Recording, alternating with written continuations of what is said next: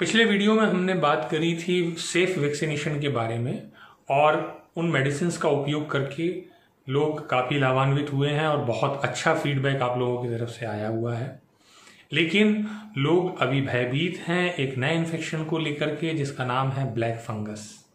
हालांकि ये काफ़ी रेयर डिसीज़ है, लेकिन आजकल इसलिए सुनाई दे रहा है क्योंकि कोविड के बाद जो पेशेंट रिकवर हुए हैं और लंबे समय तक जिनको हाई स्टेरॉइड का डोज दिया गया है या लंबे समय तक शुगर बहुत हाई रही है या प्रॉपर हाइजीन मेंटेन नहीं किया गया, जिस जगह पर उनको ऑक्सीजन सपोर्ट दिया गया है, ये तीन चार ऐसे फैक्टर हैं जो मिल करके बड़ा डेडली कॉम्बिनेशन बना देते हैं और कुछ केसेस में जो पहले से ही वीक हैं उनको ये फंगल इन्फेक्शन होने की संभावनाएं ज़्यादा बढ़ जाती हैं। कुछ अदर केसेस भी हैं जिनमें फंगल इन्फेक्शन की संभावना बढ़ती है, जैसे कि HIV का अगर केस है, कोई ऑर्गन ट्रांसप्लांट हुआ है, कैंसर की प्रॉब्लम रही है या कोई कॉम्प्लेक्स डिसीज पहले रही है, ऐसे केसेस में भी म्यूकरमाइकोसिस या ब्लैक फंगस के होने की संभावनाएं ज़्यादा होती हैं। अब हम ये समझते हैं कि ब्लैक फंगस को हम पहचाने कैसे क्या उसके साइन एंड सिम्टम्स हैं। तो वैसे ये 5 तरह का होता है। पहला, ये ऊपर वाला ENT वाले एरिया में फैलता है। दूसरा, जो लंग्स तक चला जाए। तीसरा, जो डाइजेस्टिव सिस्टम तक चला जाए। चौथा, जो चमड़ी तक आ जाए।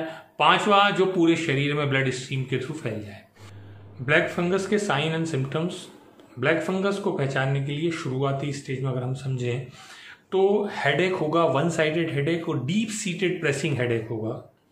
कंजेशन हो सकता है, आंखों में दर्द महसूस हो सकता है, नोज में कंजेशन हो सकता है, साइनसेस में कंजेशन हो सकता है, इन्फ्लेमेशन हो सकता है, यानी साइनोसाइटिस की कंडीशन होगी, यहाँ पर दर्द होगा। नोज के आसपास ब्लैक कलर के अगर आपको लीजन्स दिखाई दें नोज के अराउंड या अंदर के साइड, या ब्लैक कलर का डिस्चार्ज हो या थोड़ा सा ब्लडी डिस्चार्ज हो, तो ये साइन हो सकता है ब्लैक फंगस का। लेकिन कंफर्मेशन के लिए CT, MRI, एंडोस्कोपी या कल्चर, ये कई ऐसे चीज़ें हैं जिससे हम कंफर्म कर सकते हैं कि ब्लैक फंगस है या नहीं।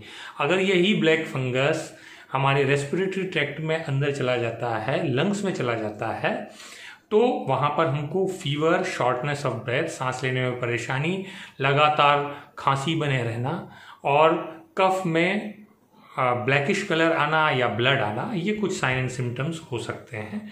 कई बार ये इन्फेक्शन हमारे आहार नाल में यानी गैस्ट्रोइंटेस्टाइनल ट्रैक्ट में चला जाता है, तो वहाँ पर जो सिम्टम्स प्रोड्यूस होंगे, पेट में दर्द, नौजिया लगना, वॉमिटिंग लगना, पेट में दर्द होना या कभी कभी गैस्ट्रोइंटेस्टाइनल ब्लीडिंग के फॉर्म में ये दिखाई देता है। ये थे ब्लैक फंगस के कुछ कॉमन सिम्टम्स। अब हम इसके बारे में बात करेंगे कि कैसे हम म्यूकरमाइकोसिस या ब्लैक फंगस को होने से रोक सकते हैं उसके आने के पहले ही।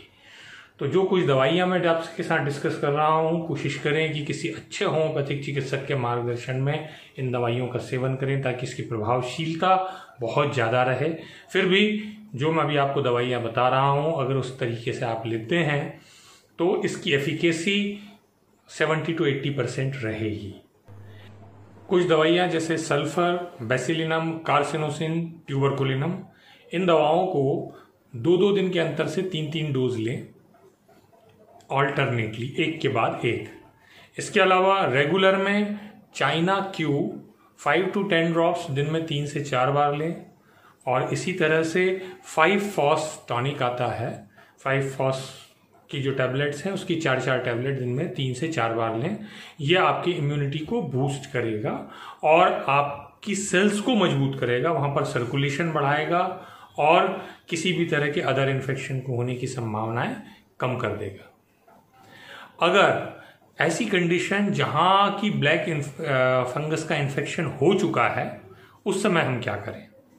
उस समय के लिए कुछ मेडिसिन्स जो बहुत इम्पोर्टेंट हैं उनमें है सल्फर अगेन, फिर arsenic, phosphorus, calcarea, silicea, thuja, sepia और लास्ट में जो सबसे इम्पोर्टेंट मेडिसिन है वो है बेसिलिनम एंड कार्सिनोसिनम।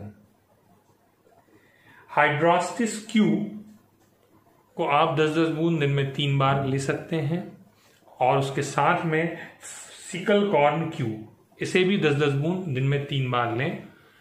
तो ये जो ब्लैक फंगस के कारण टिश्यूज का डीजनरेशन है या गैंग्रीनस कंडीशन जो प्रोड्यूस होती है, उन सबको प्रिवेंट करने की क्षमता रखता है। इसके अलावा अगर सटीक ट्रीटमेंट की जहां तक हम बात करें तो वो प्रॉपर केस टेकिंग के माध्यम से ही संभव है। ये जो दवाइयाँ मैंने अभी आपके साथ डिस्कस करी, इन्हें एलोपैथिक दवाइयों के पैरेलल लिया जा सकता है। बस इतना ध्यान रखें कि दोनों दवाइयों में आधा घंटे का अंतर हो। ये जो दवाइयाँ हम लेंगे ये इम्यून सिस्टम को बूस्ट करती हैं और किसी भी तरह के इन्फेक्शन को आने से रोकती हैं। और आज के समय में जबकि पोस्ट कोविड कंडीशन में बहुत तरह के अलग अलग तरह के इन्फेक्शंस हो रहे हैं और नई नई कंडीशंस आ रही हैं, इस समय में ये दवाइयाँ बहुत कारगर होंगी।